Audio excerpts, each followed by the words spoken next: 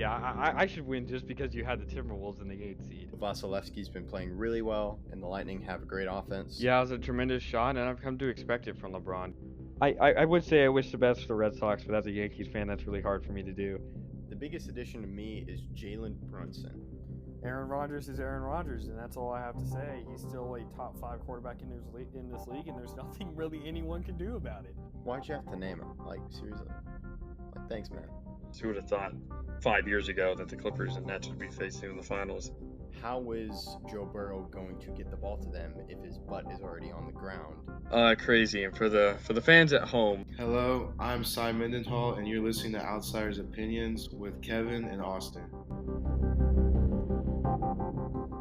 What's up, y'all? Welcome to our NBA Opinions of the Week. We've been critical of the play-in, not only of it just as a thing of it doesn't really make sense. Make sure you checked out our videos for that. Of course, main person has been Austin talking about that. I agree with that, but I would say my biggest problem is the play-in is the scheduling aspect, and just for content creators that have other things to do than just content create, because ESPN has the day to do it.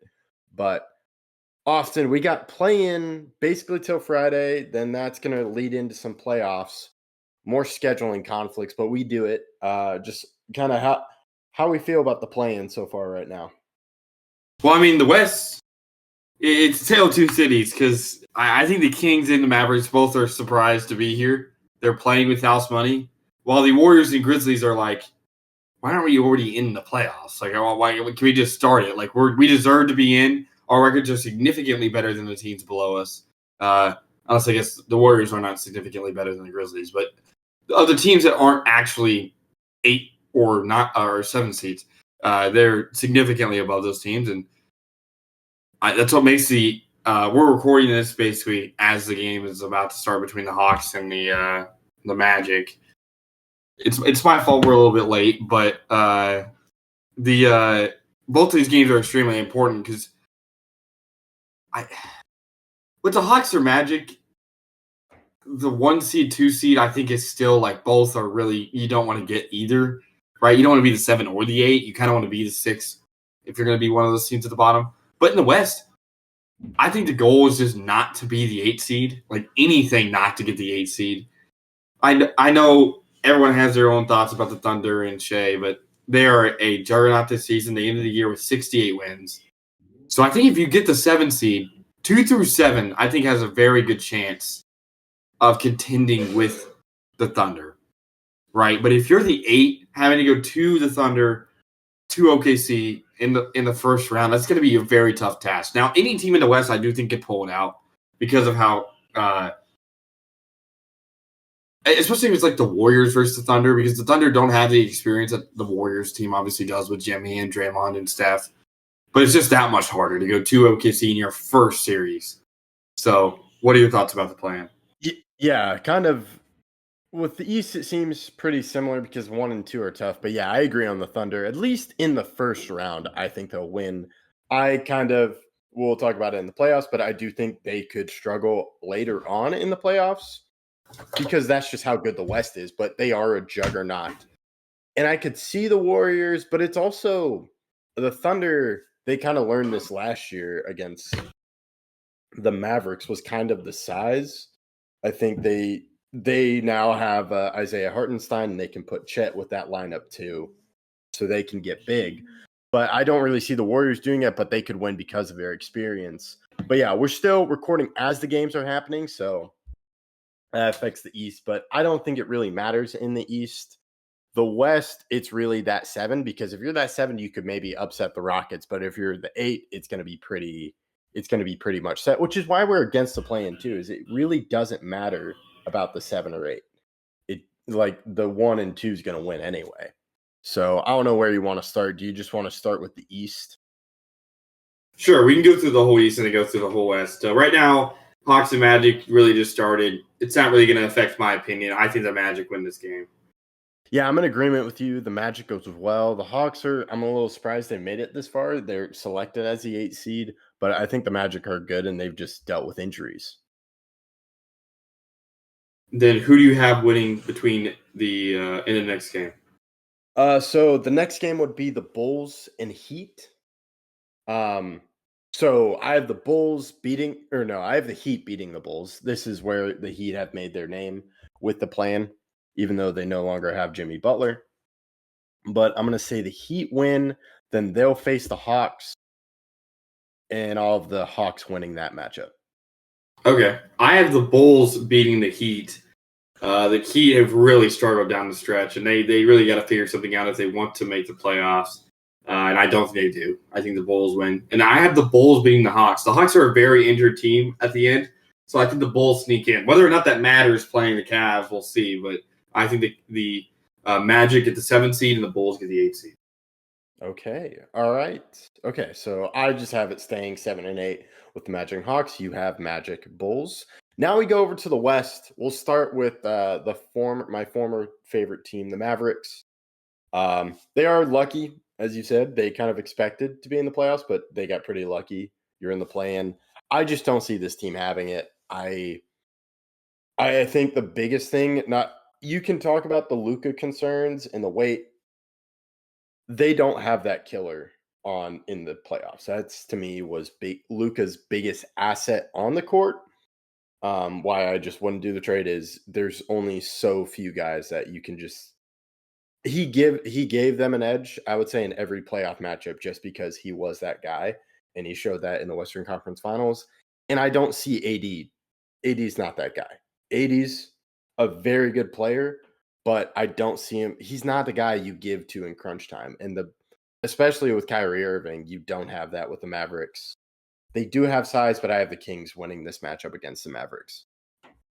Yeah, I think the Mavericks beat the Kings. The Kings have really struggled against good defensive insides, and because you really shut down Sabonis, who's their best player this season. And I think if you could shut down Sabonis, you could beat the Kings. And I think that's what happens here. Okay. Yeah, they do have a great defensive inside with the trade. But, okay, so I have the Kings advancing. You have the Mavericks advancing. Now we go to Warriors-Grizzlies. And, yeah, it's going to be a huge one against who faces the Rockets. That's going to be huge. Who do you have? And this is a rematch of the first year second year there was a play in 2021, where the Grizzlies beat the Warriors and the Warriors ended up missing the playoffs. Was that 20? That was the first time of the play-in because they Not did the play-in COVID. in the pandemic. Yeah. Yeah, not the COVID play-in. Which makes sense with COVID, the play-in. Like, that's what a lot of Yeah, but both years it made sense because the second year, I remember, it was a shortened season, right? So in 2021, it was a shortened year. So that made sense to me as well. Like, I can get around that. But I remember that was not in the first matchup, right? That was in the I don't know if it was the 8-9 or whatever you want to call it, but whatever to get the 8 seed. This was the losers eliminated, the winner gets the 8 seed. And the Grizzlies ended up winning that and then played. Who did they play in the first round? Oh, the Jazz? I was thinking the Jazz, but I don't think it was. Because this was the young Grizzlies team. Yeah, but was it the Jazz? I think it's the Jazz with Donovan Mitchell. When the Jazz were the number 1 seed. Oh, I think you're right, because the next round, I think the Jazz played the Clippers and lost to the Clippers, right? And then the Clippers lost to the Suns. That's right. You're right. Okay, but this is still a rematch of those initial years. But I think the Warriors win. I think the Warriors have been one of the hottest teams, if not the hottest team down the stretch. I know they've had some losses in there, but every team will at this point in the season. And I find it really hard to believe that 2 of the best playoff performers we've seen in the last decade don't come to play in this game. Yeah, and I'm assuming you're talking about Curry and Butler. I am.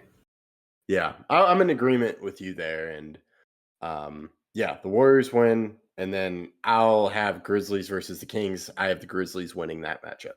Yeah, and while I do have the Mavs beating the Kings, I don't think they beat the Grizzlies. I think the Grizzlies are the 8th seed. So we differ on that, but we don't disagree on the seeding that ends up mattering in the playoff.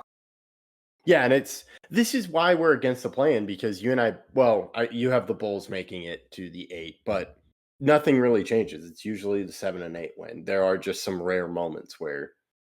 Well, and even if it's not, the problem is with the play-in isn't shown in the East. because the teams are so close. The problem in the play-in is shown in the West. When they're like 10 games up, that's a problem. That's a serious problem that has to be remedied by something a little bit more than just. Yeah, it's basically 10 games. It's 9 games and 8 games between them. So, but on the other hand, the Hawks are 40 and 42. The Magic are 41 and 41. The Bulls are 39 and 43. Like, it's one game. That's one game, right? So to say that the Bulls beat the Hawks, that's a 1-game difference in the regular season. Well, on the other side, that's a 9 or 8 game difference, and that is significant, right? So the play-in, whenever you remember originally, I think you had to be within. Was it like 3? I thought it was. Was it 3? I don't remember exactly what it was. All I know, it was not 8. It was not 9. It was not 10. Right? I think the highest it could have possibly been was like 5, but I still don't think it was 5. I don't really know the exact amount that it was, but I knew that it had like a designated distance from the seed. And that, if they would rather do that, then fine, we can have that argument. But for it to be what it is, where teams that are significantly worse are getting an opportunity, and I've said this before, but you're really just making this the playoffs. It's really just the playoffs that start early, and you have rounds like the NCAA does with the first Final four. Yeah, first 4. Not Yeah. not the Yeah, final no. 4. Yeah. First 4. Yeah. And that's basically what this is. I mean, there's 4 teams in each conference that are playing to get into the actual playoffs, but it's basically the playoffs. Like, they count those first 4 games as tournament wins, and they should count these as playoff wins and playoff stats. I would love someone who's never been on Basketball Reference to try to find a play-in game stats. Not the one from today, one from past years. It doesn't show up in the career points for a player. It doesn't carry over to the regular season averages, postseason averages. It's in an abyss where you cannot reach it. It's easier for me to get all-star game stats in Basketball Reference than play-in stats. In the play-in stats, the Miami Heat had to play in a play-in and then went to the finals. So those games matter, right? They're basically playoff games, even though I don't like to call it that. But I know you and I are extremely against it. I know I am. I would love if they did away with it. Yeah. And it's also just a scheduling thing. Like, we say this every year. I hate the scheduling of it. It's terrible. They don't give a day. Yeah. It's basically playoffs, but it's not registered as you mentioned. But yeah, those are our predictions for the play-in. So let us know your thoughts in the comments. We appreciate you listening to Outsiders Opinions.